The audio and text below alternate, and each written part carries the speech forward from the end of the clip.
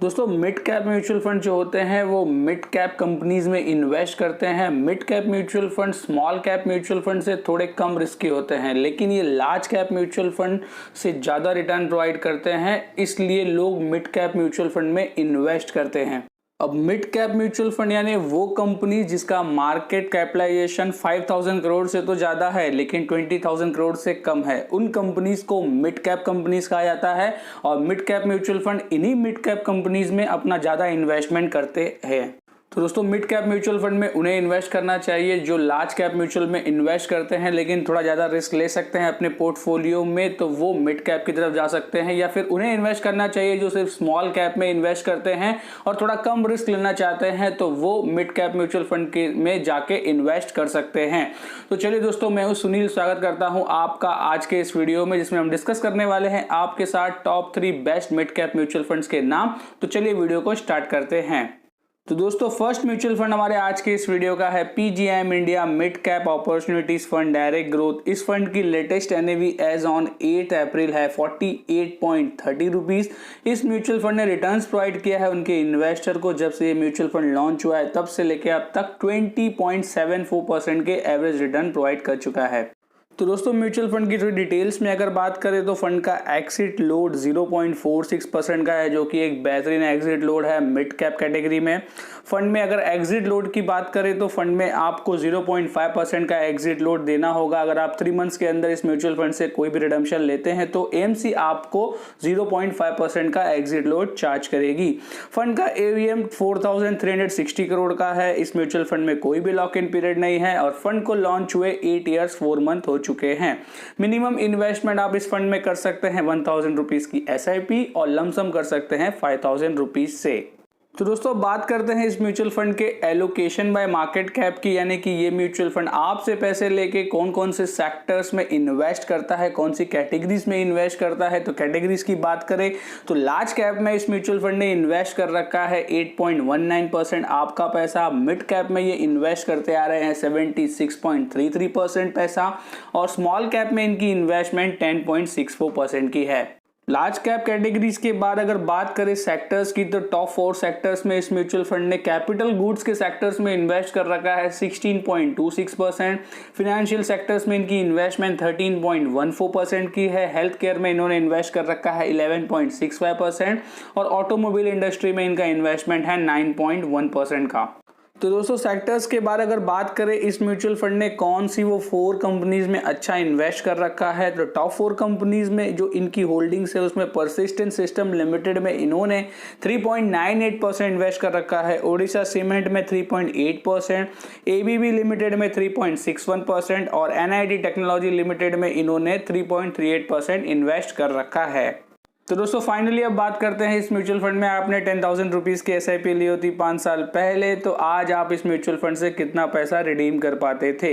10,000 रुपये की SIP 5 साल पहले तो आपका इन्वेस्टेड अमाउंट हो चुका होता इस म्यूचुअल फंड में 6 लाख रुपीज़ का। 6 लाख के ऊपर आपको 6.89 लाख रुपीज़ का प्रॉफिट जनरेट हो चुका होता लास्ट 5 ईयर्स के बीच में, और आपके इन्वेस्टमेंट प्लस प्रॉफिट की करंट वैल्यू हो जाती 12,89 लाख रुपीज़।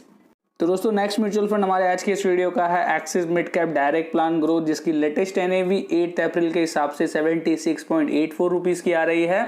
और म्यूचुअल फंड जब से लॉन्च हुआ है तब से लेके अब तक उसने अपने इन्वेस्टर को एवरेज ईयरली रिटर्न प्रोवाइड किए हैं 20.37% के। इस म्यूचुअल फंड की स्कीम की जो डिटेल्स में अगर बात करें तो फंड का जो एक्सपेंस रेशियो है वो 0.47% का है, जो भी काफ़ी अट्रैक्टिव एक एक्सपेंस रेशियो है मिड कैप म्यूचुअल फंड्स की तरफ से। एग्जिट लोड की बात करें तो 1% का आपको एग्जिट लोड देखने को मिलेगा, लेकिन आप 10% से ज़्यादा की आपकी इन्वेस्टमेंट जो की गई है उसको रिडीम करेंगे तो आपको 1% देखने को मिलेगा विद इन 12 मंथ्स के अंदर। उसके ऊपर आपको कोई भी एग्जिट लोड देखने को नहीं मिलेगा।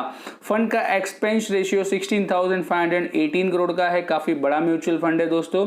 लॉक इन पीरियड कोई भी नहीं है क्योंकि मिड कैप कैटेगरी से बिलोंग करता है, इस वजह से फंड को लॉन्च हुए 9 ईयर्स 3 मंथ्स हो चुके हैं और मिनिमम आप इसमें इन्वेस्टमेंट कर सकते हैं एज SIP 500 रुपीज़ से और इसमें लमसम कर सकते हैं 5000 रुपीज़ से। दोस्तों इस म्यूचुअल फंड का फंड एलोकेशन बात करें बाय मार्केट कैप की, ये आपसे इन्वेस्टमेंट लेके कौन सी कैटेगरी में ज़्यादा इन्वेस्ट कर रहा है, तो लार्ज कैप में इन्होंने इन्वेस्ट कर रखा है 29.5% अपना पैसा, और मिड कैप में ये इन्वेस्ट कर रहे हैं 57.34% पैसा। स्मॉल कैप में काफ़ी छोटा सा परसेंटेज है, ओनली 1.06% का, क्योंकि ये मिड कैप कैटेगरी का है, तो मिड कैप में इन्होंने अच्छा खासा इन्वेस्ट कर रखा है। मार्केट कैप एलोकेशन के बाद बात करते हैं एलोकेशन बाय सेक्टर्स की, तो फाइनेंशियल सेक्टर्स में इनकी इन्वेस्टमेंट है 16.25% की, टेक्नोलॉजीज में 14.44%, सर्विसेज में 9.9% और अदर मटेरियल्स आइटम में इनका इन्वेस्टमेंट है 9.6% का। टॉप 4 स्टॉक जो ये म्यूचुअल फंड होल्ड करते आ रहा है, जिसमें है Cholamandalam investment and finance company 4.95% से, आईसीआईसीआई बैंक में इनकी इन्वेस्टमेंट 4.06% की है, बजाज फाइनेंस में 3.33% और एनआईटी टेक्नोलॉजीज में इन्होंने 3.22% अपना पैसा इन्वेस्ट कर रखा है। आगे बढ़ते हैं और लास्ट में ये जानते हैं कि इस म्यूचुअल फंड में अगर आपने 10,000 रुपीज़ की एसआईपी ली होती 5 साल पहले, तो आपका अभी तक कितना पैसा बन चुका होता इस म्यूचुअल फंड में। मंथली एसआईपी 10,000 रुपीज़ के हिसाब से आपका इन्वेस्टेड अमाउंट होता है 6 लाख रुपीज़ का, जिसपे आपको प्रॉफिट जनरेट हो चुका होता 4.8 लाख रुपीज़, और 5 ईयर्स के बाद आपके पोर्टफोलियो की वैल्यू हो जाती 10.8 लाख रुपीज़।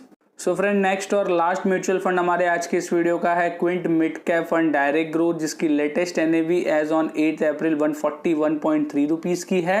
रिटर्न्स की बात करें तो इन्वेस्टर्स को उसने रिटर्न प्रोवाइड किया है एवरेज ईयरली 17.96% के। बहुत सारे लोगों को ये म्यूचुअल फंड पसंद नहीं आता इस कैटेगरी में, बिकॉज इसका एसेट अंडर मैनेजमेंट काफ़ी छोटा है, लेकिन एक्सपेंस रेशियो के मुकाबले में ये म्यूचुअल फंड तीसरे नंबर पे आता है, जो कि सबसे कम एक्सपेंस रेशियो चार्ज करता है, और काफी अच्छे रिटर्न्स भी प्रोवाइड कर चुका है उनके इन्वेस्टर्स को लास्ट 3 to 5 इयर्स के बीच में।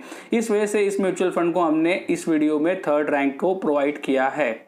फंड की स्कीम डिटेल्स की बात करें तो म्यूचुअल फंड का एक्सपेंस रेशियो 0.577% का है, एग्जिट लोड 0.5% आपको देखने को मिलेगा विद इन 3 मंथ्स। इसमें आप कोई भी रिडम्पशन लेंगे तो फंड का एएम साइज थोड़ा छोटा है, 283 करोड़ का ओनली है। लॉक इन पीरियड कोई भी नहीं है इस म्यूचुअल फंड में, और फंड को लॉन्च हुए 9 ईयर 3 मंथ्स हो चुके हैं। मिनिमम इन्वेस्टमेंट की बात करें तो 1,000 रुपीज़ की एसआईपी कर सकते हैं इसमें आप, और लमसम स्टार्ट कर सकते हैं इस म्यूचुअल फंड में 5,000 रुपीज़ से। आगे बढ़ते हैं और देखते हैं एलोकेशन बाय मार्केट कैप की, तो लार्ज कैप में इन्होंने इन्वेस्ट कर रखा है इनका 23.57% पैसा, मिड कैप में 72.22% इन्वेस्ट कर रखा है, और स्मॉल कैप में 2.36% की इन्वेस्टमेंट है। सो फ्रेंड्स बात करते हैं बेस्ट सेक्टर्स कौन से हैं जिनमें इनकी इन्वेस्टमेंट है, तो सर्विसेज में इनकी इन्वेस्टमेंट 13.15% की है, केमिकल्स में 14.29% पैसा इन्होंने इन्वेस्ट कर रखा है, कंस्ट्रक्शंस में 10.75% और मेटल्स एंड माइनिंग के सेक्टर्स में इनकी इन्वेस्टमेंट 8.17% की है। अब बात करते हैं top 4 holdings by this mutual fund कौन से हैं, तो लिंडे इंडिया लिमिटेड में 8.97% की इन्वेस्टमेंट है, नेशनल एल्यूमिनियम कंपनीज में 8.17%, इंडियन होटल्स कंपनी लिमिटेड में 7.72% और जीएमआर इंफ्रास्ट्रक्चर लिमिटेड में इनकी इन्वेस्टमेंट 6.69% की है। सो फाइनली अब देखते हैं कि इस म्यूचुअल फंड में आपने 10,000 रुपीज़ की एसआईपी ली होती 5 साल पहले, तो आपका इन्वेस्टेड अमाउंट अभी हो चुका होता इस म्यूचुअल फंड में 6 लाख रुपीज़ का, जिस पे आपको प्रॉफिट जनरेट हो चुका होता 7.31 लाख रुपीज़, और आपके इन्वेस्टमेंट प्लस प्रॉफिट की करंट वैल्यू हो जाती 13.31 लाख रुपीज़। सो फ्रेंड हमारे आज के इस वीडियो में बस इतना ही। आशा करते हैं आपको आज का वीडियो पसंद आया होगा। अगर पसंद आया तो लाइक कीजिए, अपने फैमिली फ्रेंड्स में इसको जरूर शेयर कीजिएगा, और इस प्रकार के और वीडियोस पाने के लिए चैनल को जरूर सब्सक्राइब कीजिएगा। इस वीडियो में बस इतना ही। जल्दी मुलाकात होगी आपसे अगले वीडियो में, तब तक खुश रहिए, मस्त रहिए और इन्वेस्ट करते रहिए।